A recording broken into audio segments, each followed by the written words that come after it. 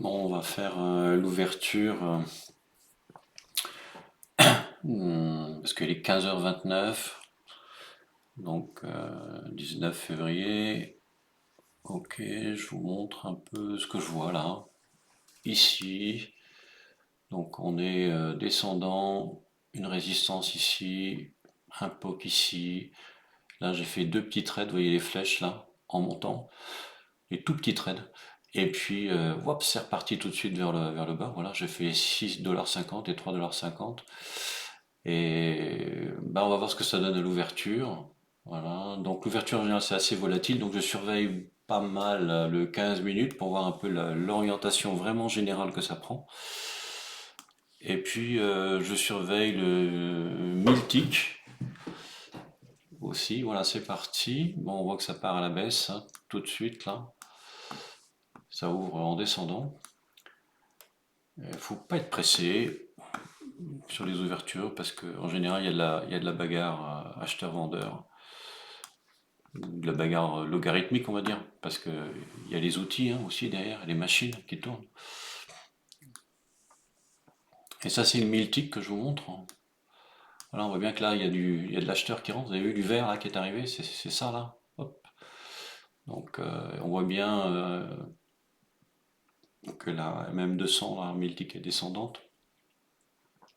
Après, les prix, bon, voilà, on a un gros bloc ici, un pop ici, une belle mèche là, qui dit je suis pas d'accord. Et vous voyez ce que ça fait ici tout de suite là. Ok. Hop, elle est absorbée, ou elle va être absorbée, elle continue. Bon, bah, voilà. Et puis ce qu'on voit aussi, qui est contradictoire et qui fait que je ne rentre pas, j'attends pour voir ce qui va se passer, c'est qu'on voit tout de suite ici sur le 15 minutes une ascension du RSI très nette, et puis une toute petite bougie verte ici, et on voit bien que ça part vers le nord. Donc la tendance, elle est baissière en 15 minutes, mais là, bah, on peut appeler ça un rebond si vous voulez, quoi. Donc je patiente, je fais rien. J'observe, je ne prendrai position que quand je verrai vraiment un sens bien déterminé. Donc soit ça va continuer à pousser et s'inverser ici, mais là il va falloir m'en donner parce que en 15 minutes on a le POC à franchir, on a une résistance horizontale à 24 880, on a la Bollinger à 24 896. Donc vous voyez, ça peut jouer à aller à 886, 896, 900 pour vider les carnets d'ordre et puis après repartir en bas, peut-être, on va voir. Mais ne pas se presser, c'est une bonne règle.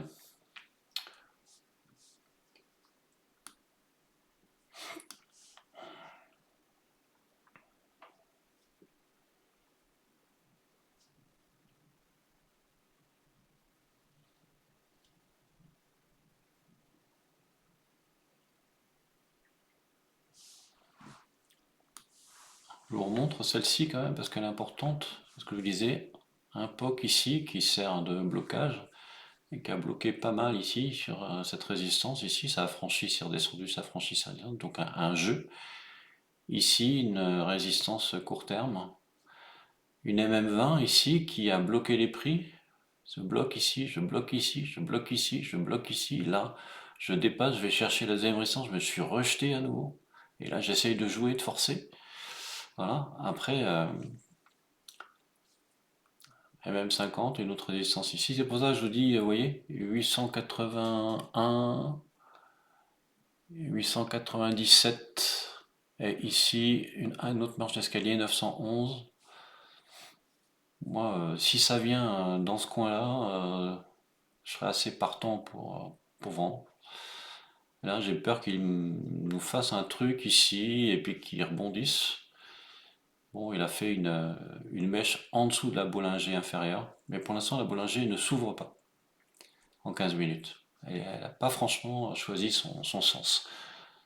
Donc, je touche pas. D'ailleurs, vous voyez que sur les autres espaces-temps, Quand on regarde par exemple un 500 ticks,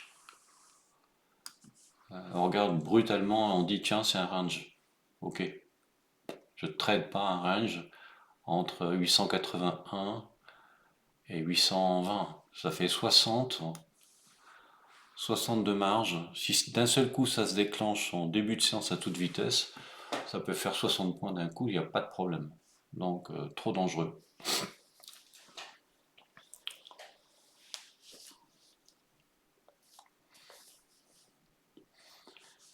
L'amplitude de la Bollinger 15 minutes, elle est de 24 898 en haut, 24 821 en bas. Donc vous voyez, c'est pas énorme. Là pour l'instant, les prix sont un peu au milieu avec une tendance qui va essayer de rejoindre la Bollinger inférieure là, ici. On va voir si elle le fait. Et si elle rejoint la Bollinger inférieure 15 minutes, je la prendrai pas tout de suite. Je prendrai pas le trade tout de suite parce que elle peut rebondir.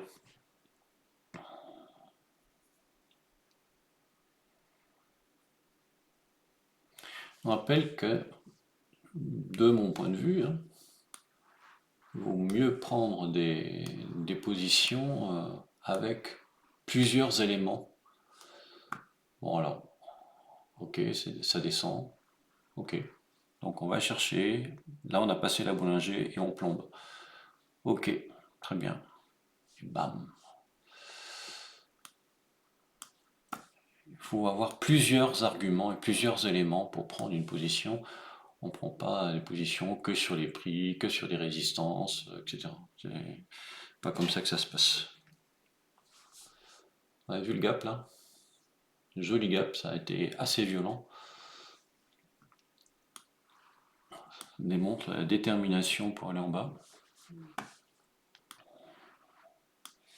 Là pour l'instant, ça allume sur le bas. Les acheteurs qui rentrent, là, ils vont se faire rejeter, c'est tous les coups. À la limite, ça peut se prendre. On essaie de le prendre en haut là si on peut. Parce qu'à mon avis, elle redescendra encore plus bas. Je pense. Après, je peux me tromper.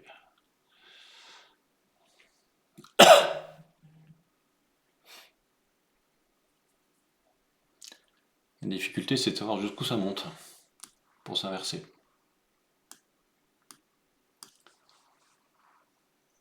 Et c'est ça qui est difficile de faire. Difficile à faire.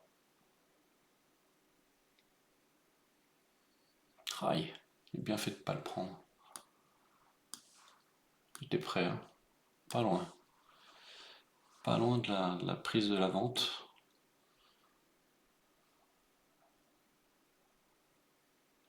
Là, ça remonte à toute vitesse, ça c'est impressionnant. Là, je prends. Vente limite exécutée. Achat stop exécuté.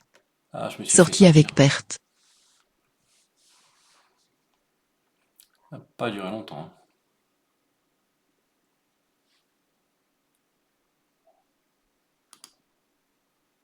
Achat limite exécuté.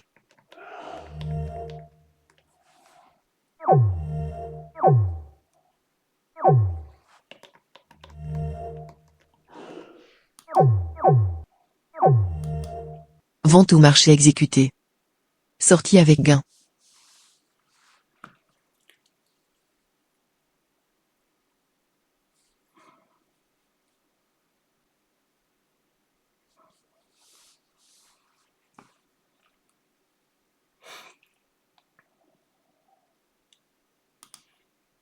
Vente limite exécutée.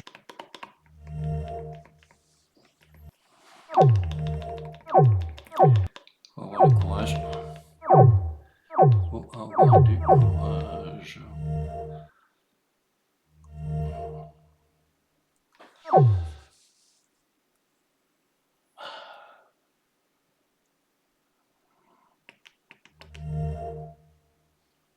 un peu en bas là. Pas très malin ça, c'est un peu dangereux.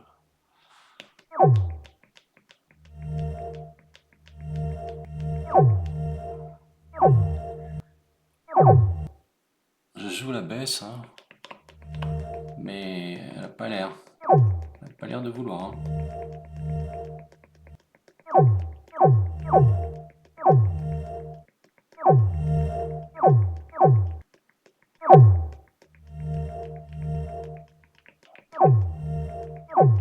Un peu chaud.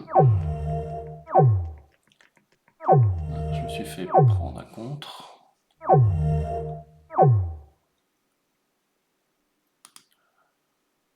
Je double. Vente limite exécutée.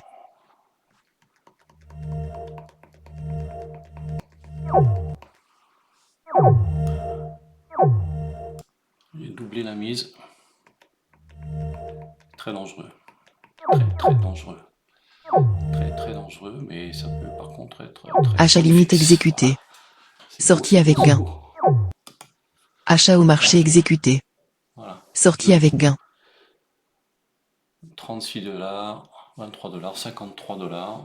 Je suis à 208. J'étais parti à 126. Joli trade. Bon, quand c'est comme ça crée quand même pas mal de stress, hein, pour la personne qui le gère. Donc vous voyez, je souffle et puis je me calme et j'attends. Je vérifie, donc ce qu'on a joué c'est ça, cette baisse là, et puis là on a eu un décrochage aussi ici qui s'est aggravé. Je vous montre sur les durées longues parce que j'ai géré aussi en même temps que j'ai lancé les trades, je gérais aussi les durées longues ici. Donc vous voyez, ce qui s'est passé, c'est qu'on est remonté très franchement à l'intérieur de la Bollinger, alors que la Bollinger ici est en train de s'ouvrir, hein.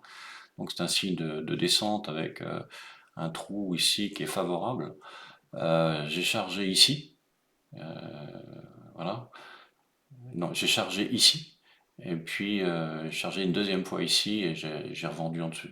C'est sûr que travailler cette zone-là, c'est un peu dangereux qu'on est trop loin de la Bollinger et qu'on peut avoir vraiment on prend trop de risques, quoi, hein. Donc il faut essayer de la prendre à l'intérieur. Bon, elle va probablement faire ça. Si elle fait comme tous les autres jours, en général, les premières 15 minutes, elle nous fait une énorme doji avec une grosse mèche, une grosse ombre en haut, une grosse ombre en bas. Après, en général, on a une grosse mèche verte qui fait l'inverse, et puis après seulement on se stabilise. Donc, personnellement, là, je vais attendre que ça se calme, et puis je reviendrai trader d'ici un gros quart d'heure, 20 minutes, quoi. Bon, voilà, allez. Je vous ai montré un peu la volatilité, et puis je vais aller faire un tour dans les swings, voir un peu, et puis je reviendrai après quand ça. Alerte Vous déclenchée. voyez quand même les gros paquets professionnels qu'on voit à l'achat là, 9, 12, etc. Ça achète, mais on a les mêmes gros paquets à la vente. Là, les acheteurs et les vendeurs professionnels sont présents et ils lâchent des gros blocs. Évidemment, c'est très risqué. À bientôt.